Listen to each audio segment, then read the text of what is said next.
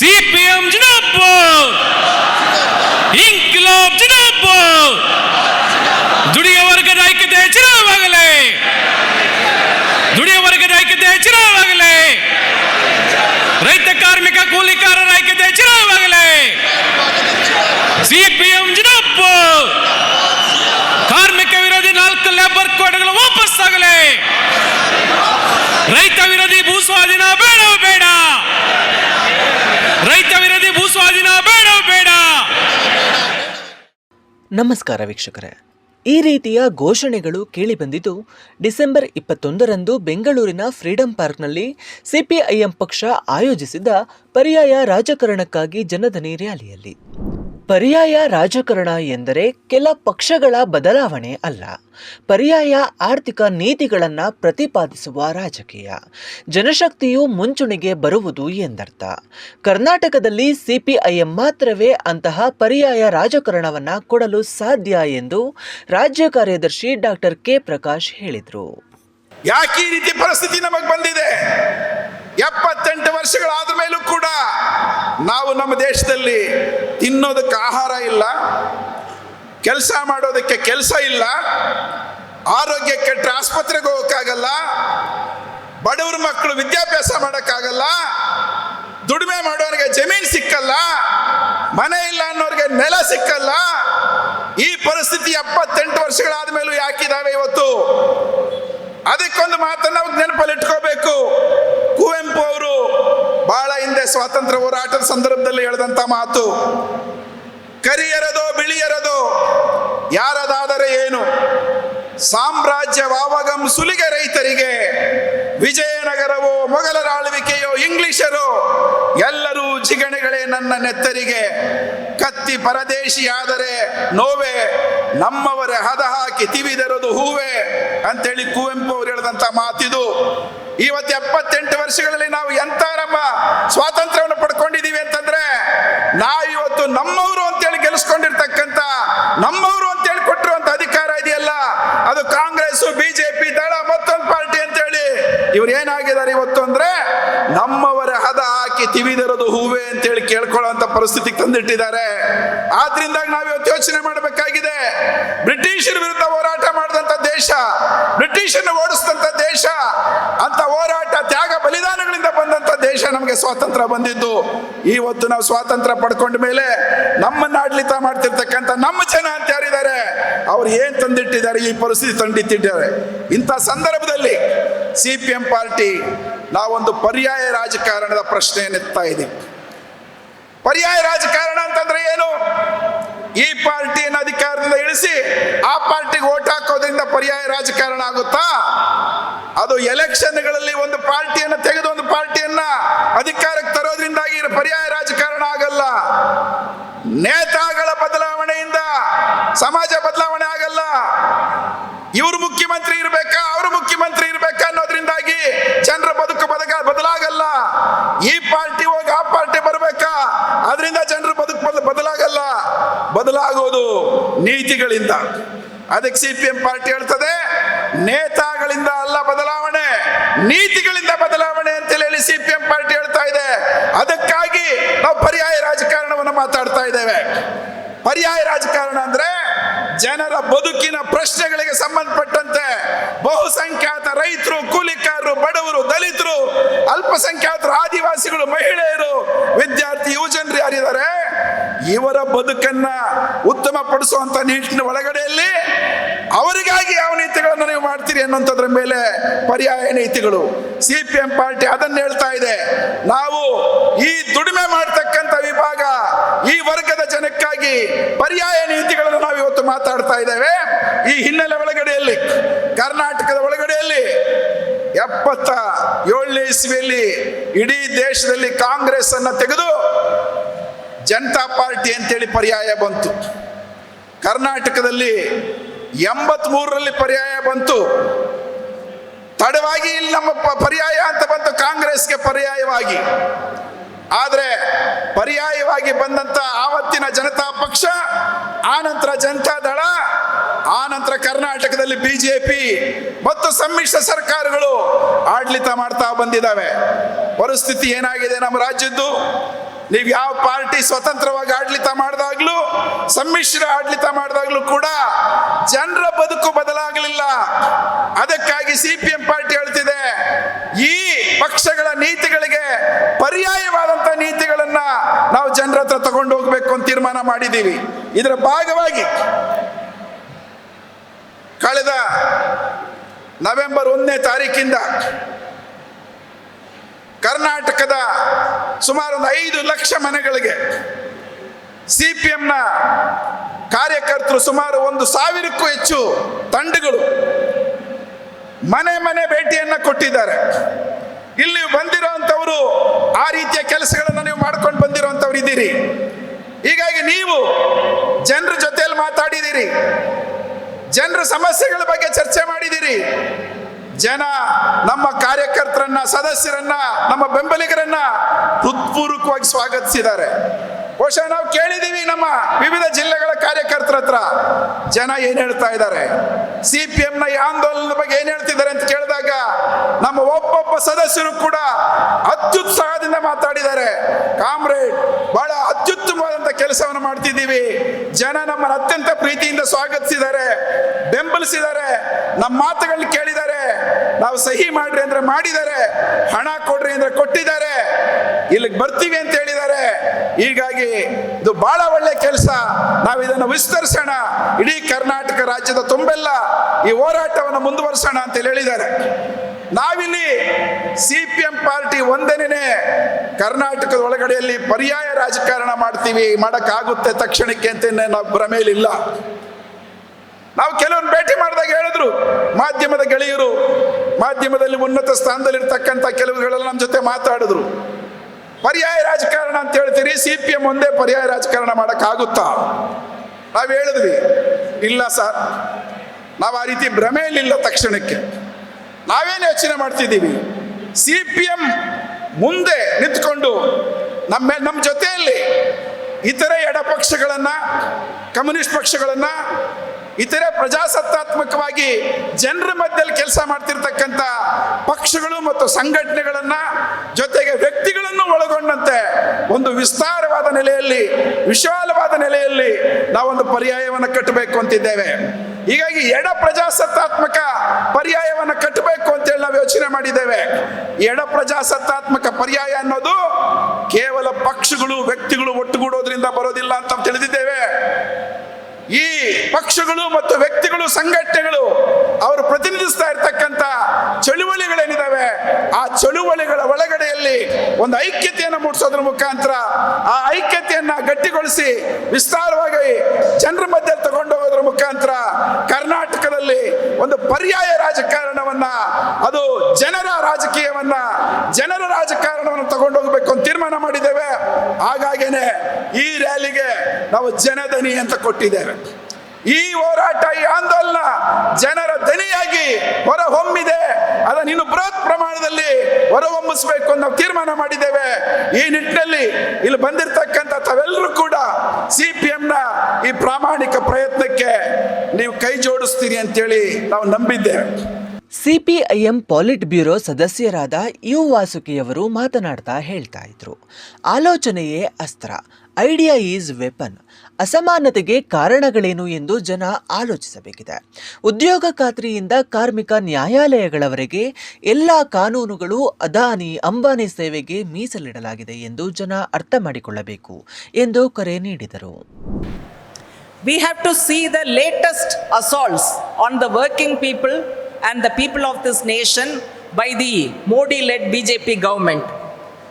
Take for example, Rural Employment Guarantee Act. It was brought during Congress-led UPA regime at the insistence of the left. If a government is based on the support of one or two parties, the supporting parties will naturally stake their claims. They will demand so many things like ministers, contracts, suitcase full of currency and so many other things. But what did the communists ask? We demanded guaranteed work That is how Rural Employment Guarantee Act was brought. We demanded better opportunities for religious minorities. That is how Sachar Committee was formed. We demanded protection for women from violence. That is how protection of domestic violence came. Now the Modi government has changed not only the name of the act, but also the basic content. Yes, Mahatma Gandhi's name has been totally removed. Now it is Vikasit Bharat Ji Ram Ji. What is Vikasit Bharat? That means Modi government's vision to make India fully developed by when? By 2047. But it's like a Telugu proverb. It says, Peru bedda peru, taga neelu ledu. That means his name is fantastic, but he won't even offer a glass of water. So even after changing the name, the content of the act has been completely destroyed. For corporates, it is Vikasit Bharat. For common people, it is Avikasit Bharat, opposite to the development. What is development? If you make the existing act or existing scheme as a better forward-looking developmental thing, it is okay. But here, saying it is development, already existing benefits have been snatched away.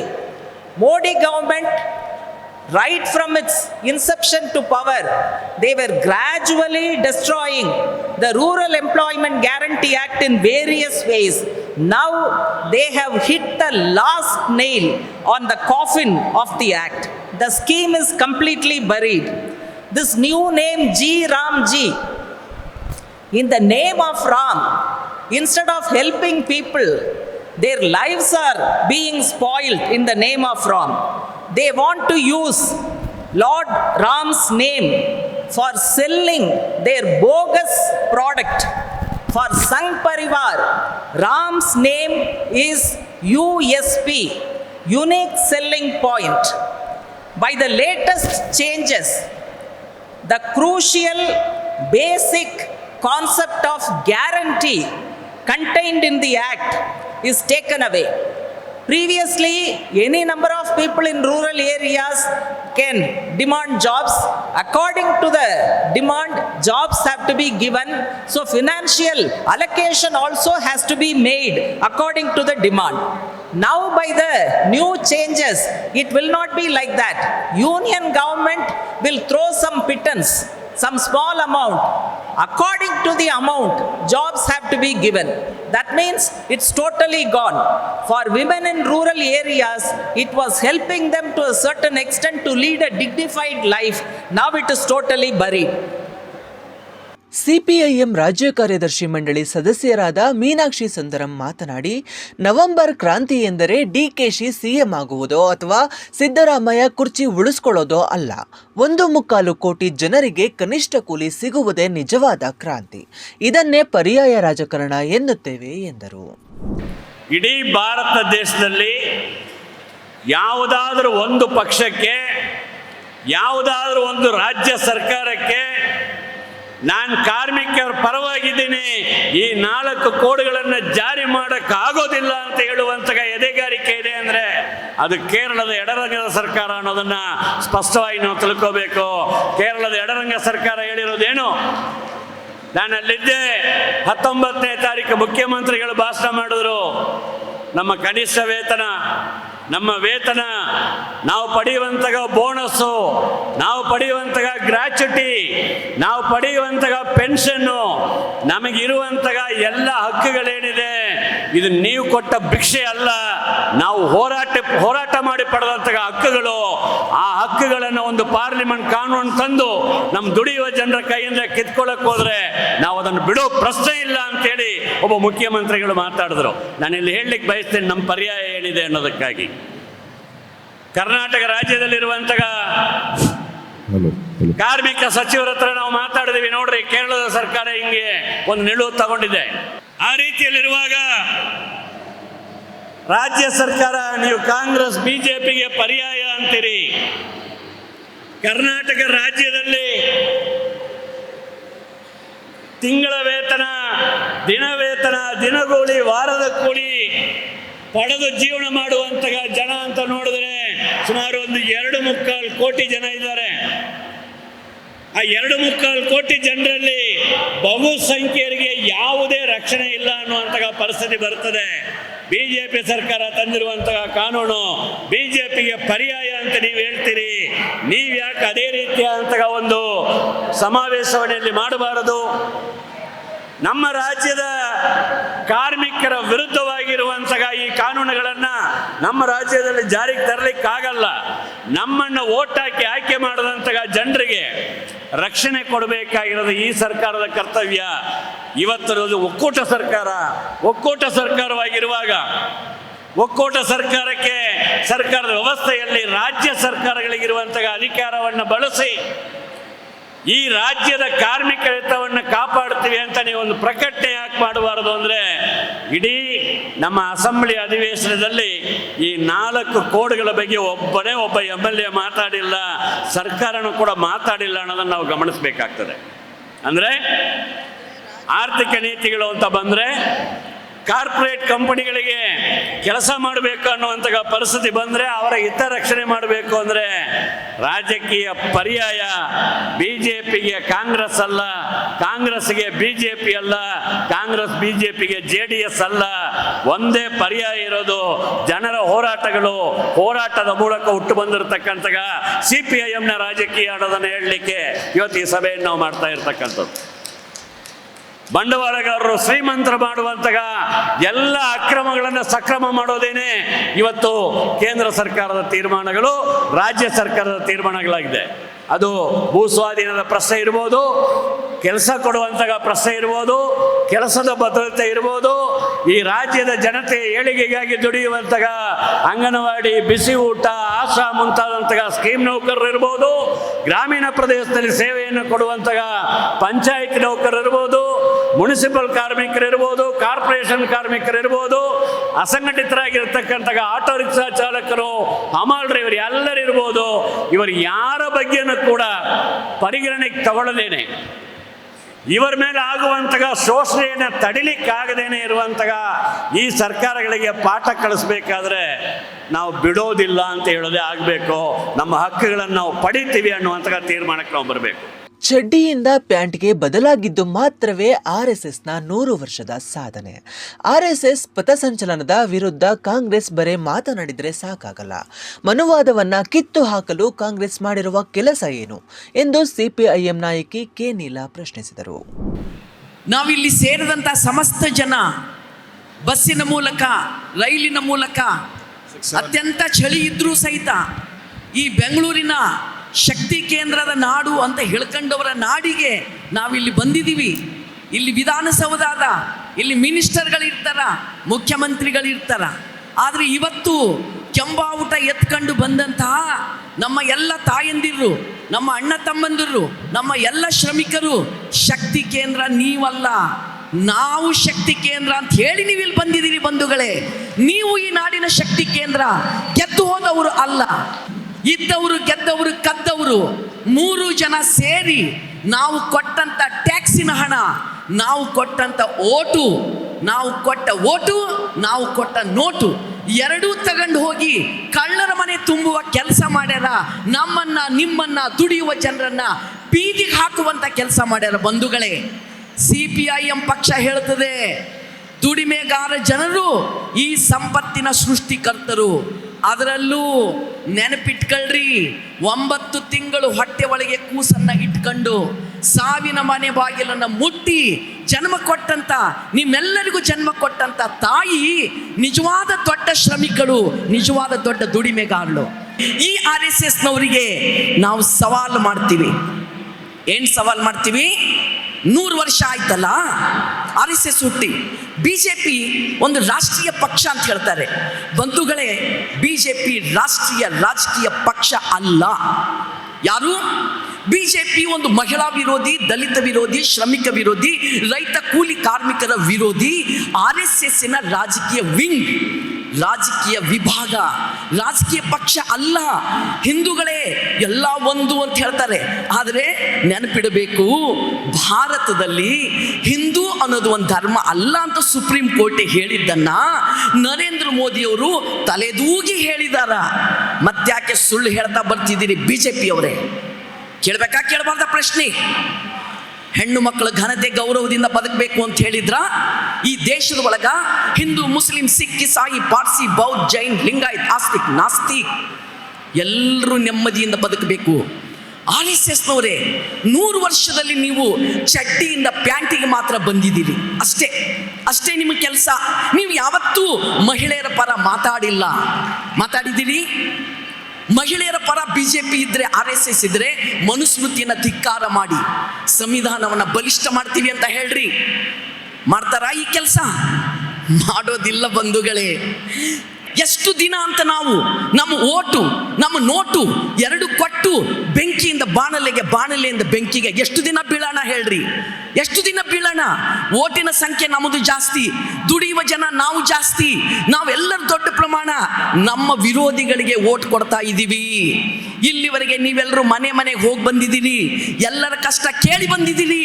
ಕೇರಳದಲ್ಲಿ ನಾವು ಇದೇ ಕಾಂಗ್ರೆಸ್ನವರು ಅಲ್ಪಸಂಖ್ಯಾತ ಮೂಲಭೂತವಾದಿಗಳ ಜೊತೆ ಸೇರಿ, ಕೋಮುವಾದಿಗಳ ಜೊತೆ ಸೇರಿ ತಿರುವನಂತಪುರದಲ್ಲಿ ಕಮ್ಯುನಿಸ್ಟರನ್ನ ಸೋರಿಸಿ ವಿಕೃತ ನಗೆಯನ್ನು ತೋರಿಸ್ತಾ ಇದ್ದಾರೆ ಕಾಂಗ್ರೆಸ್ನವರು.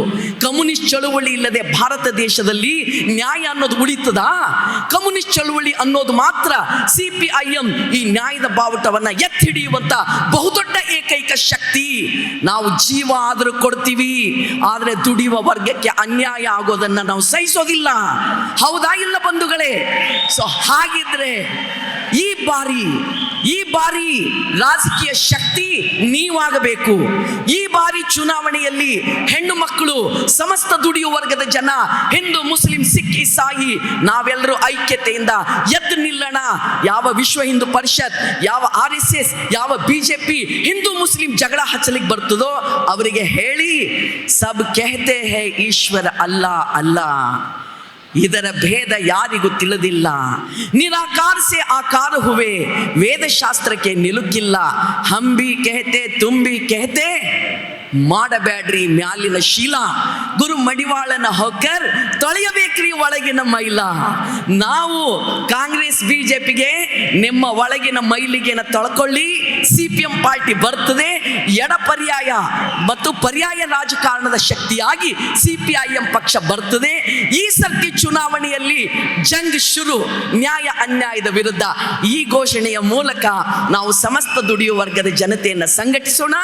ಕರ್ನಾಟಕಕ್ಕೆ ಎಡ ಚಳುವಳಿಯಲ್ಲಿ CPIM ಪಕ್ಷವೇ ಪರ್ಯಾಯ ರಾಜಕಾರಣ ಅನ್ನೋದನ್ನ ನೀವೆಲ್ಲರೂ ಸಾಬೀತು ಮಾಡ್ತೀರಿ, ನಿಮ್ಮ ರಾಜಕೀಯ ಶಕ್ತಿ ಸಾಮರ್ಥ್ಯವನ್ನು ಪ್ರದರ್ಶಿಸ್ತೀರಿ.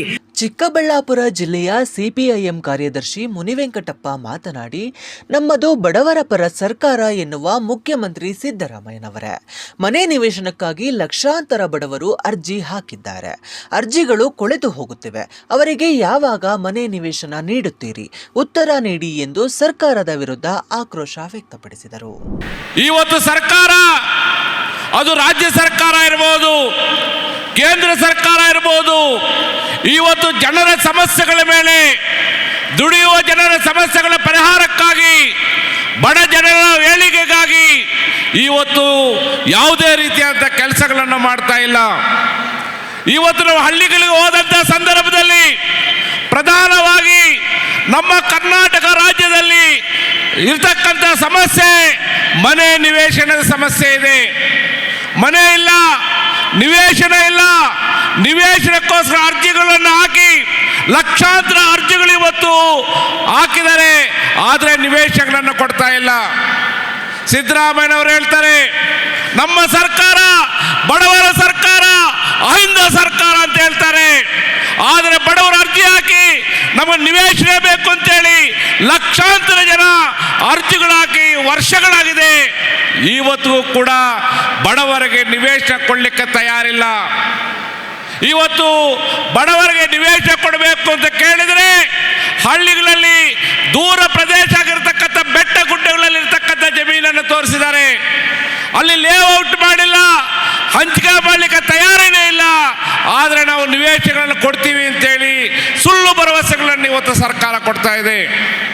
ಇವತ್ತು ನಾವು ಅರ್ಥ ಮಾಡ್ಕೋಬೇಕಾಗಿದೆ, ಸರ್ಕಾರ ಬಡವರಿಗೆ ನಿವೇಶನ ಕೊಡ್ತಾ ಇಲ್ಲ, ಬದಲಿಗೆ ಸರ್ಕಾರಿ ಜಮೀನನ್ನು ಇವತ್ತು ರಿಯಲ್ ಎಸ್ಟೇಟ್ ದಂಧೆ ಮಾಡ್ತಕ್ಕಂಥವ್ರು ಕಬಳಿಸ್ತಾ ಇದ್ದಾರೆ. ಅದರ ಬಗ್ಗೆ ಅವರು ಚಕಾರ ಎತ್ತಾ ಇಲ್ಲ. ಬೆಳಗಾಂ ಅಧಿವೇಶನ ನಡೆಯಿತು.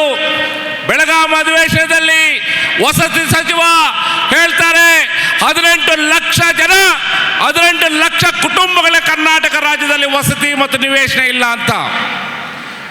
ಆದರೆ ಎಷ್ಟು ಸಾವಿರ ಜನಕ್ಕೆ ಕೊಟ್ಟಿದ್ದಾರೆ ಅಂತ ಮಾತ್ರ ಹೇಳಿಲ್ಲ. 3 ವರ್ಷ ಆಯಿತು ಗ್ರಾಮ ಪಂಚಾಯತಿಗಳಿಗೆ ಆ ಮನೆಗಳು ಬಂದು, 10 ವರ್ಷ ಆಯಿತು ಇವತ್ತು ನಿವೇಶನ ಕೊಡ್ತಾ ಇಲ್ಲ, ಮನೆ ಕೊಡ್ತಾ ಇಲ್ಲ. ಮನೆ ಕೊಟ್ಟರು ಕೂಡ SC STಗಾದ್ರೆ 1,75,000, ಜನರಲ್ಗಾದ್ರೆ 1,20,000. ಯಾವ ರೀತಿಯಲ್ಲಿ ಮನೆ ಕಟ್ಟಲಿಕ್ಕೆ ಸಾಧ್ಯ ಇದೆ? ಕೇಂದ್ರ ಸರ್ಕಾರ ಹೇಳ್ತಾ ಇದೆ ನಾವು ಪ್ರೋತ್ಸಾಹ ಧನ ಕೊಡ್ತೀವಿ, 4 ಲಕ್ಷ ಸಾಲ ಕೊಡ್ತೀವಿ, ನೀವು ಮಾಡಿ ಅಂತ ಹೇಳ್ತಾ ಇದ್ದಾರೆ. ಬಡವರಿಗೆ ಇವತ್ತು ಮನೆ ಕಟ್ಕೊಳ್ಳೋ ಶಕ್ತಿ ಇಲ್ಲ. ಹಾಗಾಗಿ ಇವತ್ತು ಜನರಿಗೆ ದೊಡ್ಡ ಸಮಸ್ಯೆ ಇರ್ತಕ್ಕಂಥ ವಸತಿ ಮತ್ತು ನಿವೇಶನ ಸಮಸ್ಯೆ ಇವತ್ತು ಪರಿಹಾರ ಆಗಬೇಕಾಗಿದೆ. ಅದನ್ನು ಇವತ್ತು ಚರ್ಚೆ ಮಾಡಬೇಕಾಗಿದೆ. ಅಸೆಂಬ್ಲಿಯಲ್ಲಿ ಈ ಬಗ್ಗೆ ಚರ್ಚೆ ನಡೆಯಲ್ಲ. ಆರ್ ಅಶೋಕ್ ಅವರು ಹೇಳ್ತಾರೆ ಸಿದ್ದರಾಮಯ್ಯನವರು ನಾಟಿ ಕೋಲ್ ಸಾರು ತಿಂದು ಬಂದಿದ್ದಾರೆ ಅಂತ. ಸಿದ್ದರಾಮಯ್ಯ ಹೇಳ್ತಾರೆ ಅಶೋಕ ನೀನು ನಾಟಿ ಕೋಲ್ ಸಾರು ತಿನ್ನಬೇಕು ಅಂತ. ಸ್ವಾಮಿ, ಕರ್ನಾಟಕ ರಾಜ್ಯದಲ್ಲಿರ್ತಕ್ಕಂಥ ಲಕ್ಷಾಂತರ ಕುಟುಂಬಗಳಿಗೆ ಮಲಗಕ್ಕೆ ಮನೆ ಇಲ್ಲ, ಬದುಕಕ್ಕೆ ಮನೆ ಇಲ್ಲ, ನಿವೇಶನ ಇಲ್ಲ. ನಿವೇಶನದ ಬಗ್ಗೆ ಅಸೆಂಬ್ಲಿಯಲ್ಲಿ ಮಾತಾಡಿ ಅಂದರೆ ವಿರೋಧ ಪಕ್ಷ ಆಗಿರ್ತಕ್ಕಂಥ BJP ಇವತ್ತು ಜನರ ಸಮಸ್ಯೆಗಳ ಬಗ್ಗೆ ಚರ್ಚೆ ಮಾಡಲಿಕ್ಕೆ ತಯಾರಿಲ್ಲ. ಮತ್ತೋರ್ವ CPIM ನಾಯಕ ಗೋಪಾಲಕೃಷ್ಣ ಹರಳಹಳ್ಳಿ ಮಾತನಾಡಿ, ಅಲೆಮಾರಿ ಸಮುದಾಯಕ್ಕೆ 1% ಒಳ ಮೀಸಲಾತಿ ಸಿಗಲಿ, ಖಾಸಗಿ ರಂಗದಲ್ಲೂ ಮೀಸಲಾತಿ ಜಾರಿಯಾಗಬೇಕು ಎಂದು ಆಗ್ರಹಿಸಿದರು. ನಾವು ಹೇಳ್ತಾ ಇದ್ದೀವಿ, ನಮ್ಮ ಪಕ್ಷ ಒತ್ತಾಯ ಮಾಡ್ತಾ ಇದೆ, CPM ಪಕ್ಷ ಇವತ್ತು ಖಾಸಗಿ ಕ್ಷೇತ್ರದಲ್ಲಿ ಮೀಸಲಾತಿಯನ್ನು ಜಾರಿಗೆ ತರಬೇಕು ಅಂತೇಳಿ ನಾವು ಒತ್ತಾಯವನ್ನು ಮಾಡ್ತಾ ಇದ್ದೀವಿ. ಇನ್ನು ಒಳ ಮೀಸಲಾತಿಯ ಪ್ರಶ್ನೆಯನ್ನು ನಾವು ಸ್ವಾಗತಿಸಿದ್ದೇವೆ. ಆ ಸ್ವಾಗತಿಸುವ ಸಂದರ್ಭದಲ್ಲಿ ಅತ್ಯಂತ ತುಳಿತಕ್ಕೆ ಒಳಪಟ್ಟಂಥ ಕೆಳ ಇರ್ತಕ್ಕಂಥ ಅಲೆಮಾರಿಗಳನ್ನು ನೀವು 1% ಮೀಸಲಾತಿಯನ್ನು ಕೊಡಬೇಕು ಅಂತಕ್ಕಂಥದ್ದನ್ನು ನಾವು ಈ ಒಂದು ಸಂದರ್ಭದಲ್ಲಿ ಒತ್ತಾಯವನ್ನು ಮಾಡ್ತಾ ಇದ್ದೇವೆ. ಬಂಧುಗಳೇ, ಇಷ್ಟೆಲ್ಲ ಇರುವಾಗ ನಮ್ಮ ದೇಶದಲ್ಲಿ, ನಮ್ಮ ರಾಜ್ಯದಲ್ಲಿ ಅತಿ ತುಳಿತಕ್ಕೊಳಪಟ್ಟ ಜನ ಸಾಕಷ್ಟಿದ್ದಾರೆ. ಕರ್ನಾಟಕದಲ್ಲಿ ದೇವದಾಸಿ ಪದ್ಧತಿ ಇದೆ, ಮಸಣ ಕಾರ್ಮಿಕರಿದ್ದಾರೆ, ಅವರ ಮಕ್ಕಳಿದ್ದಾರೆ. ಇವತ್ತು ಅವರೆಲ್ಲರೂ ಕೂಡ ಅವಕಾಶಗಳಿಂದ ವಂಚಿತರಾಗಿದ್ದಾರೆ. ಮಾಸಾಸನಗಳು ಸಿಗ್ತಾ ಇಲ್ಲ ಸರಿಯಾಗಿ, ಅವ್ರಿಗೆ ಜೀವನಕ್ಕೆ ಬೇಕಾದ ಭದ್ರತೆ ಸಿಗ್ತಾ ಇಲ್ಲ. ದೇವದಾಸಿ ಮಹಿಳೆಯರ ಮಕ್ಕಳಿಗೆ ಉದ್ಯೋಗ ಸಿಗ್ತಾ ಇಲ್ಲ, ಶಿಕ್ಷಣ ಸಿಗ್ತಾ ಇಲ್ಲ. ಇಂಥ ಪರಿಸ್ಥಿತಿ ಇರುವಾಗ ಅವರನ್ನು ಸಮೀಕ್ಷೆ ಮಾಡಿ ಅವರಿಗೆ 5 ಎಕರೆ ಭೂಮಿಯನ್ನು ಕೊಡಬೇಕು, ಅವರಿಗೆ ಮಾಸಾಸನವನ್ನು 6,000ಕ್ಕೆ ಹೆಚ್ಚಿಸಬೇಕಂತ ಒತ್ತಾಯವನ್ನು CPM ಪಕ್ಷ ಮಾಡ್ತಾ ಇದೆ. ಬಂಧುಗಳೇ, ಕೂಲಿಕಾರರು ಹಸಿವಿನಿಂದ ಸಾಯಬಾರದು, ವಲಸೆ ಹೋಗಬಾರದು ಎಂದು ಉದ್ಯೋಗ ಖಾತ್ರಿ ಕಾಯ್ದೆಯನ್ನ ಜಾರಿ ಮಾಡಲಾಯಿತು. ಈಗ ಆ ಕಾಯ್ದೆಯನ್ನ ಕೊಂದ ಕೇಂದ್ರ ಸರ್ಕಾರದ ವಿರುದ್ಧ ಕೂಲಿಕಾರರು ಸಿಡಿದೇಳಲಿದ್ದಾರೆ ಎಂದು ಚಂದ್ರಪ್ಪ ಹೊಸ್ಕೆರ ಕರೆ ನೀಡಿದರು. ಪ್ರಮುಖವಾಗಿ ಗ್ರಾಮೀಣ ಉದ್ಯೋಗ ಖಾತ್ರಿ ಯೋಜನೆಯನ್ನ ಸರ್ವನಾಶನ ಮಾಡಿ ಉದ್ಯೋಗ ಇಲ್ಲದಂಥ ರೀತಿಯಿಂದ ಸೃಷ್ಟಿ ಮಾಡಿರುವಂತಕ್ಕಂಥ ಕೇಂದ್ರ ಸರ್ಕಾರದ ನೀತಿ ವಿರುದ್ಧ CPM ಪಕ್ಷ ದೊಡ್ಡದಾಗಿರ್ತಕ್ಕಂಥ ಒಂದು ಚಳವಳಿಯನ್ನು ಕಟ್ಟಬೇಕಾಗ್ತಿದೆ ಅನ್ನುವಂತಕ್ಕಂಥ ಅಂಶಗಳನ್ನು ನಿಮ್ಮ ಮುಂದೆ ಇಡ್ತಿದ್ದೀನಿ. ಯಾವ ಗ್ರಾಮೀಣ ಉದ್ಯೋಗ ಖಾತ್ರಿ ಯೋಜನೆ ಜನಸಾಮಾನ್ಯರಿಗೆ ವಲಸೆ ಹೋಗೋದನ್ನು ತಡೆಗಟ್ಟಬೇಕು, ಗ್ರಾಮೀಣ ಬಡ ರೈತರು, ಕಾರ್ಮಿಕರು, ಕೂಲಿಕಾರರು ಹಸುವಿನಿಂದ ಏನಪ್ಪ ಅಂದ್ರೆ ಸಾಯೋದನ್ನು ತಪ್ಪಿಸಬೇಕು ಅಂತೇಳಿ ದೊಡ್ಡ ಒಂದು ಚಳವಳಿ ನಡೆದು 2005ನೇ ಇಸ್ವಿಯಲ್ಲಿ UPA ಸರ್ಕಾರ ಇದ್ದಾಗ CPM ಪಕ್ಷ ದೊಡ್ಡದಾಗಿರ್ತಕ್ಕಂಥ ಒಂದು ಪ್ರಣಾಳಿಕೆ ಒಳಗಡೆ ಪ್ರತಿಭಟನೆ ಮಾಡಿದಾಗ ಉದ್ಯೋಗ ಖಾತ್ರಿ ಯೋಜನೆ ಜಾರಿಗೆ ಬಂತು. ಆ ಉದ್ಯೋಗ ಖಾತ್ರಿ ಒಳಗಡೆ ಜಾರಿಗೆ ಬಂದಾಗ ಕನಿಷ್ಠ 100 ದಿವಸ ಕೆಲಸ ಕೊಡಬೇಕು ಅಂತೇನಿತ್ತು. ಆ 100 ದಿವಸ ಕೆಲಸದ ಒಳಗಡೆ ಭದ್ರತೆಯನ್ನು ಒದಗಿಸಿದ್ರು. ನಿರುದ್ಯೋಗ ಭತ್ಯೆ ಕೊಡಬೇಕಂತ ಇತ್ತು, ಅಲ್ಲಿ ಕುಡಿಯುವ ನೀರಿನ ವ್ಯವಸ್ಥೆ ಮಾಡಬೇಕಂತಿತ್ತು. ಇವೆಲ್ಲವೂ ಕಾನೂನುಗಳನ್ನು ಕಿತ್ತೆ ಹಾಕಿ ಇವತ್ತು ಸರ್ವನಾಶ ಮಾಡಿದಾರ. ಇವತ್ತು ಕಾನೂನಿಲ್ಲ, ಬರೇ ಸ್ಕೀಮ್ ಮಾತ್ರ, ಯೋಜನೆ ಮಾತ್ರ. ಆ ಯೋಜನೆಯಿಂದ ಪರಿಹಾರ ಸಿಗೋದಿಲ್ಲ. ಹಿಂದೆ ಹಲವಾರು ಯೋಜನೆಗಳು ಬಂದೋಗಿದಾವ. ಯಾವ ಯೋಜನೆಗಳು ಬಂದೋಗಿದಾವ? ಕೂಲಿಗಾಗಿ ಕಾಳು ಯೋಜನೆ ಬಂದಿತ್ತು. ಅರ್ಧ ಕಾಳು ಕೊಡಬೇಕು, ಅರ್ಧ ಕೂಲಿ ಕೊಡಬೇಕು ಅಂತೇಳಿ ಎಲ್ಲೂ ಸಿಗ್ತಿರ್ಲಿಲ್ಲ. ಸರ್ವನಾಶ ಆಗಿ ಹೋಯ್ತು. ಜನ ಹಸಿಲಿಂದ ಸಾಯ್ತಿದ್ರು. ಆವಾಗ ಸುಪ್ರೀಂ ಕೋರ್ಟ್ ಹೇಳಿತು, ಹಸಿಲಿಂದ ತಪ್ಪಿಸಬೇಕಂತಂದ್ರೆ ಉದ್ಯೋಗ ಖಾತ್ರಿನೇ ಜಾರಿಗೆ ತರಬೇಕು ಅನ್ನುವಂತಕ್ಕಂಥ ಮಾತನ್ನು. ಕಲ್ಲಡ್ಕ ಪ್ರಭಾಕರ್ ಭಟ್, ಹರೀಶ್ ಪುಂಜಾ ಸೇರಿದಂತೆ ಹಲವು ದ್ವೇಷ ಭಾಷಣಕಾರರ ವಿರುದ್ಧ ನ್ಯಾಯಾಲಯದಲ್ಲಿ ಹೋರಾಡ್ತಾ ಇರೋದು ನಮ್ಮ ಎಡಪಂಥೀಯ ತಂಡವೇ ಹೊರತು ಕಾಂಗ್ರೆಸ್ ಅಲ್ಲ.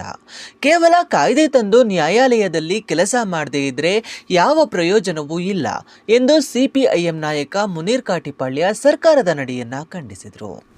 40 ದ್ವೇಷ ಭಾಷಣದ ಪ್ರಕರಣಗಳಲ್ಲಿ ಹೈಕೋರ್ಟ್ನಲ್ಲಿ ತಡೆಯಾಜ್ಞೆ ಸಿಗ್ತಾ ಇರುವಾಗ ಈ ಕಾಂಗ್ರೆಸ್ ಸರ್ಕಾರದ ಸಂಬಂಧಪಟ್ಟಂಥ ಕಾನೂನು ಇಲಾಖೆ ಏನು ಮಾಡ್ತಾ ಇತ್ತು? ತಡೆಯಾಜ್ಞೆಯನ್ನು ತೆರವುಗೊಳಿಸಲಿಕ್ಕೆ ಯಾಕೆ ಪ್ರಯತ್ನವನ್ನು ಮಾಡಲಿಲ್ಲ? ಅವರು ಮತ್ತೆ ಕೋಮು ದ್ವೇಷದ ಭಾಷಣವನ್ನು ಮಾಡ್ತಾ ಇದ್ದಾರೆ. ಕಲ್ಲಡ್ಕ ಪ್ರಭಾಕರ್ ಭಟ್ ದೇಶ ಭಾಷಣದ ವಿರುದ್ಧ ಕೊನೆಗೆ ನಾವು ಪ್ರಜ್ಞಾವಂತ ಗೆಳೆಯರು ಸೇರಿಕೊಂಡು, CPM ಪಕ್ಷದ ಜಿಲ್ಲಾ ಸಮಿತಿಯ ಮುಖಂಡರುಗಳು ಸೇರಿಕೊಂಡು ದ್ವೇಷ ಭಾಷಣದ ವಿರುದ್ಧ ನ್ಯಾಯಾಲಯದಲ್ಲಿ ನಾವು ಹೋರಾಟ ಮಾಡಿ ಅವರ ಬಾಯಿಗೆ ಬೀಗವನ್ನು ಹಾಕುವ ಪ್ರಯತ್ನವನ್ನು ಮಾಡಿದ್ವಿ.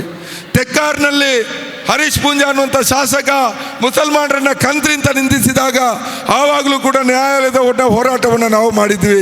ಯಾಕೆ ಒಂದು ಸರ್ಕಾರಕ್ಕೆ ನಾವು ಮಾಡ್ತಾ ಇರುವಂಥ ಪ್ರಯತ್ನವನ್ನು ಮುಸಲ್ಮಾನರ ಓಟನ್ನು, ಸೆಕ್ಯುಲರ್ಗಳ ಓಟನ್ನು, ಅಲ್ಪಸಂಖ್ಯಾತರ ಓಟನ್ನು ಪಡೆದಂಥ ಕಾಂಗ್ರೆಸ್ ಸರ್ಕಾರ ಇದನ್ನು ಮಾಡ್ತಾ ಇಲ್ಲ ಅನ್ನುವಂಥ ಪ್ರಶ್ನೆ ಇದೆ. ನಾವಿವತ್ತು ನೋಡ್ತಾ ಇದ್ದೀವಿ, ಇಂಥ ಹಲವಾರು ಪ್ರಕರಣಗಳು ನಮ್ಮ ಕಣ್ಣ ಮುಂದೆ ಆಗ್ತಾ ಇದೆ. ಮೊನ್ನೆ ಹೇಳಿದರು, ಗೋಹತ್ಯೆ ಪ್ರತಿಬಂಧಕ ಕಾಯ್ದೆಯನ್ನು ನಾವು ಬೆಳಗಾವಿ ಅಧಿವೇಶನದಿಂದ ವಾಪಸ್ ಪಡಿತೀವಿ ಅಂತ ಹೇಳಿ ಕರಾವಳಿ ಭಾಗದಿಂದ ಬಂದಂಥ ಮುಸಲ್ಮಾನರಿಗೆ ಆಶ್ವಾಸನೆಯನ್ನು ಕೊಟ್ಟರು. ಆದರೆ ಬೆಳಗಾವಿ ಅಧಿವೇಶನದಲ್ಲಿ ಅದನ್ನು ಪಕ್ಕಕ್ಕಿಟ್ಟರು. ಬದಲಿಗೆ ಕೋಮು ದ್ವೇಷದ ತಡೆ ಮಸೂದೆಯನ್ನು ಅಂಗೀಕಾರ ಮಾಡಿಕೊಂಡ್ರು. ನೀವು 40 ಕೇಸುಗಳು ಹೈಕೋರ್ಟ್ನಲ್ಲಿ ಸ್ಟೇ ಸಿಗುವಾಗ ಏನೂ ಮಾಡಲಿಲ್ಲ, ಸ್ಟೇ ತೆರವು ಮಾಡಲಿಕ್ಕೆ ಏನು ಮಾಡಲಿಲ್ಲ, ರಿಪೀಟೆಡ್ ಆದಂಥ ಅವರ ಭಾಷಣಗಳನ್ನು ತಡಿಲಿಕ್ಕೆ ಏನೂ ಮಾಡಲಿಲ್ಲ, ಅವರನ್ನು ಬಂಧನ ಮಾಡಲಿಕ್ಕೆ ಹೋಗಲಿಲ್ಲ. ಬದಲಿಗೆ ಹೈಕೋರ್ಟ್ನಲ್ಲಿ ನಿಂತು ಯಾವುದೇ ಕಾರಣಕ್ಕೂ ಕೂಡ ಪ್ರಭಾಕರ್ ಭಟ್ರನ್ನ ನಾವು ಬಂಧನ ಮಾಡೋದಿಲ್ಲ ಅನ್ನುವಂಥ ಮಾತನ್ನು ಹೇಳಿದ್ರಿ. ಹಾಗಿರ್ತಾ ಹೊಸ ಕೋಮು ದ್ವೇಷ ತಡೆ ಮಸೂದೆಯಿಂದ, ಕೋಮು ದ್ವೇಷ ತಡೆ ಕಾಯ್ದೆಯಿಂದ ಏನು ಲಾಭ ಆಗ್ತದೆ? ಆ ಕಾಯ್ದೆಗೆ ಮತ್ತೆ ಹೈಕೋರ್ಟ್ನಲ್ಲಿ ಸ್ಟೇ ಸಿಗ್ತದೆ, ಹೈಕೋರ್ಟ್ನಲ್ಲಿ ಕೇಸುಗಳು ಕ್ವಾಶ್ ಆಗ್ತದೆ. ಸರ್ಕಾರಕ್ಕೆ, ಕಾಂಗ್ರೆಸ್ ಪಕ್ಷಕ್ಕೆ ಕೋಮುವಾದದ ವಿರುದ್ಧ ಇಚ್ಛಾಶಕ್ತಿ ಇಲ್ಲ. ಕೇರಳದಲ್ಲಿ ನೋಡಿ, ಇಲ್ಲಿ ಪ್ಯಾಲೆಸ್ತೇನ್ನ ವಿಚಾರದಲ್ಲಿ ಅದನ್ನು ಕೂಡ ಧರ್ಮಕ್ಕೆ ತಲುಕು ಹಾಕಿ ಪ್ಯಾಲೆಸ್ತೇನ್ ಪರ ಪ್ರತಿಭಟನೆ ಮಾಡಿದರೆ, ಗಾಜಾ ನರಮೇಧದ ವಿರುದ್ಧ ಪ್ರತಿಭಟನೆ ಮಾಡಿದರೆ, ಮಂಗಳೂರು, ತುಮಕೂರು, ಗುಲ್ಬರ್ಗ, ಬೆಂಗಳೂರಿನಲ್ಲಿ ಇದೇ ನರೇಂದ್ರ ಮೋದಿ ಸರ್ಕಾರ FIRಗಳನ್ನು ಹಾಕ್ತು. ಇದು ಕಾಂಗ್ರೆಸ್ ಪಕ್ಷದ ನೀತಿ. ಕೇರಳದಲ್ಲಿ ನೋಡಿ, ಪ್ಯಾಲೆಸ್ತೇನ್ ವಿಚಾರದಲ್ಲಿ ಮುಕ್ತ ಪ್ರತಿಭಟನೆಗೆ ಅವಕಾಶಗಳನ್ನು ಕೊಟ್ಟಿದ್ದಾರೆ. ಅಲ್ಲಿ ಮುಸಲ್ಮಾನರ ಮೇಲೆ ದಾಳಿಗಳನ್ನು ಮಾಡಿದವರ ವಿರುದ್ಧ, ಸ್ಕಾರ್ಪ್ ವಿಚಾರಗಳನ್ನು ಮುನ್ನೆಲೆಗೆ ತಂದವರ ವಿರುದ್ಧ ಕಠಿಣವಾದಂಥ ಕಾನೂನು ಕ್ರಮಗಳನ್ನು ಜಾರಿಗೆ ತಂದಿದ್ದಾರೆ. ಕರ್ನಾಟಕದಲ್ಲಿ ಏನಾಗ್ತಾ ಇದೆ? RSSನ ವಿರುದ್ಧ ಪ್ರಿಯಾಂಕ್ ಖರ್ಗೆ ಮತ್ತು BK ಹರಿಪ್ರಸಾದ್ ಹೊರತು ಪಡಿಸಿ ಇನ್ಯಾರಾದರೂ ಮಾತಾಡಿದ್ರಾ? ಪ್ರಿಯಾಂಕ್ ಖರ್ಗೆ, ಹರಿಪ್ರಸಾದ್ನ ನೆರವಿಗೆ ಇಡೀ ಕಾಂಗ್ರೆಸ್ ಪಕ್ಷ ಎಲ್ಲಾದರೂ ಬಂತ? ಕರಾವಳಿ ಕರ್ನಾಟಕದಲ್ಲಿ ಕೋಮು ದ್ವೇಷದ ಇಷ್ಟೆಲ್ಲ ಭಾಷಣ, RSSನ ಇಷ್ಟೆಲ್ಲ ಕಾರ್ಯಕ್ರಮದ ವಿರುದ್ಧ ಅಲ್ಲಿರುವಂಥ ಕಾಂಗ್ರೆಸ್ನ ಗೆದ್ದಿರುವಂಥ ಶಾಸಕರಿರಲಿ, ಸೋತಿರುವಂಥ ಅಭ್ಯರ್ಥಿಗಳಾಗಿರಲಿ, ಒಂದೇ ಒಂದು ಶಬ್ದವನ್ನು ಮಾತಾಡಲಿಲ್ಲ. ಅದರ ಬದಲು ಕಾಂಗ್ರೆಸ್ BJPಯ ನಾಯಕರುಗಳ ಮಧ್ಯೆ ಇವತ್ತು ಹೊಂದಾಣಿಕೆಯ ರಾಜಕಾರಣ ನಡೀತಾ ಇದೆ, ಹೊಂದಾಣಿಕೆಯ ಆಟಗಳು ನಡೀತಾ ಇದೆ. ಕರ್ನಾಟಕ ರಾಜ್ಯ ಮಟ್ಟದಲ್ಲಿ ಕೂಡ ಅದು ಪ್ರತಿಫಲಿಸ್ತಾ ಇದೆ. ಅಂಥದ್ರಲ್ಲಿ ಇವತ್ತು ಪರ್ಯಾಯ ರಾಜಕಾರಣ ಅಂತ ಹೇಳುವಾಗ ನಾವು ಎಡ ಪರ್ಯಾಯವನ್ನು ತೋರಿಸ್ತಾ ಇದ್ದೀವಿ. ಎಡ ಪರ್ಯಾಯ ಕೋಮು ಶಕ್ತಿಗಳ ವಿರುದ್ಧ ನಿರ್ಣಾಯಕ ಕೆಲಸಗಳನ್ನು ಮಾಡ್ತಾ ಇದೆ. ಎಡ ಶಕ್ತಿಗಳು ಬಲಿಷ್ಠವಾಗಿರುವಂಥ ಕೇರಳ ಇರ್ಬೋದು, ತಮಿಳುನಾಡು ಇರ್ಬೋದು, ಹಾಗೆಯೇ ಪಶ್ಚಿಮ ಬಂಗಾಳ ಇರ್ಬೋದು, ಇಂಥ ಕಡೆ ಕೋಮು ಶಕ್ತಿಗಳ ಆಟ ಹೆಚ್ಚು ನಡೀತಾ ಇಲ್ಲ. ಅದರಿಂದಾಗಿ ಇವತ್ತು ಕೇರಳ ಸರ್ಕಾರ ಕೋಮುವಾದದ ವಿರುದ್ಧ ಸಾಂಸ್ಕೃತಿಕ ವಿಭಾಗದಲ್ಲಿ, ಶೈಕ್ಷಣಿಕ ವಿಭಾಗದಲ್ಲಿ, ಸರ್ಕಾರದ ಮಟ್ಟದಲ್ಲಿ ಕಾನೂನಾತ್ಮಕ ಹೋರಾಟದ ಜೊತೆಯಲ್ಲಿ ರಾಜಕೀಯವಾದಂಥ ಹೋರಾಟವನ್ನು ಮಾಡ್ತಾ ಇದೆ. ಆ ಪರ್ಯಾಯವನ್ನು ನಾವು ತೋರಿಸ್ತಾ ಇದ್ದೀವಿ. ಇವತ್ತು ಕರಾವಳಿ ಕರ್ನಾಟಕದಲ್ಲಿ ಅಲ್ಪಸಂಖ್ಯಾತರ ಹಕ್ಕುಗಳ ರಕ್ಷಣೆಗೆ ಬೇಕಾಗಿ, ಅದು ಕ್ರೈಸ್ತರದ್ದಿರ್ಬೋದು, ಮುಸಲ್ಮಾನರದ್ದಿರ್ಬೋದು, ಮುಂಚೂಣಿಯಲ್ಲಿ ನಿಂತು ಹೋರಾಟ ಮಾಡ್ತಾ ಇರುವಂಥದ್ದು CPM ಪಕ್ಷದ ಕಾರ್ಯಕರ್ತರು, ಪ್ರಗತಿಪರರು, ದಲಿತ ಎಡಪಂಥೀಯ ಚಳವಳಿಗಳು.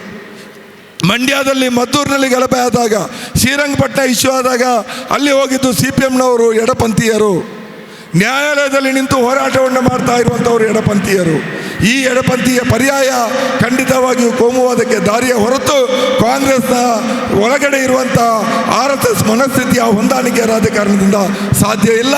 ಆ ನಿಟ್ಟಿನಲ್ಲಿ ಅಲ್ಪಸಂಖ್ಯಾತರು, ಮುಸಲ್ಮಾನರಿರಲಿ, ಕ್ರೈಸ್ತರಿರಲಿ, ಅವರಿಗೆ CPM ಪಕ್ಷವೇ ಎಡ ರಾಜಕಾರಣವೇ ಪರ್ಯಾಯ. ಜನದನಿ ರ್ಯಾಲಿಯಲ್ಲಿ ವಿವಿಧ ಜಿಲ್ಲೆಗಳಿಂದ 10,000ಕ್ಕೂ ಹೆಚ್ಚು ಜನ ಭಾಗವಹಿಸಿದ್ದರು. ನವೆಂಬರ್ ತಿಂಗಳಿಂದಲೇ ಮನೆ ಮನೆ ಪ್ರಚಾರ ನಡೆಸಿ 5 ಲಕ್ಷಕ್ಕೂ ಹೆಚ್ಚು ಮನೆಗಳಿಗೆ ಭೇಟಿ ನೀಡಿ ಪರ್ಯಾಯ ರಾಜಕಾರಣದ ಮಹತ್ವವನ್ನು ಜನರಿಗೆ ಮನವರಿಕೆ ಮಾಡಿದ್ದಾಗಿ CPIM ರಾಜ್ಯ ಸಮಿತಿ ತಿಳಿಸಿದೆ.